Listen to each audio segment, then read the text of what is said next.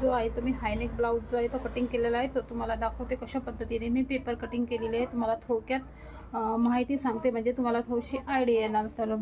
तर बघू शकता हा आपला हायनेक ब्लाऊज. तर इथून इथपर्यंत घेतलं आहे, म्हणजे शोल्डरचा निम्मे घेतलेला आहे. त्यानंतर इथून आपण जे 3 इंच घेत असतो, तर तेवढाच इथे मी वर तर हा जो घेतलेला आहे 3 इंच घेतलेला आहे. त्यानंतर हिच्यामध्ये अशा प्रकारे मटका गळा जो आहे तो समोरचा ड्रॉ केलेला आहे. त्यानंतर हा मुंड्याचा आकार, हा बाहेरच्या मुंड्याचा आकार, आणि हा घेतलेला आहे आतमधल्या मुंड्याचा आकार.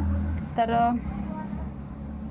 त्याचनंतर बघू शकता इथे आपण प्रिन्सेस कटमध्ये केलेला आहे.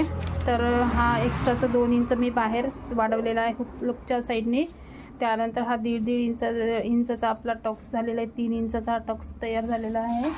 आणि त्यानंतर बघा इथे आपलं हा अशा प्रकारे ही पट्टी जी आहे ती आपण वरतं 3 इंचाची एक्स्ट्राची कट केलेली आहे. आणि हे आपल्यावर कापडवर ठेवून आपल्याला व्यवस्थित असा कट करायचा आहे. तर हा आपला गळा इथे मी अशा पद्धतीने कट केलेला आहे. तर हा पूर्ण समोरचा बटक्या गळ्या टाईप आता आपला ब्लाऊज जो आहे तो रेडी होणार आहे.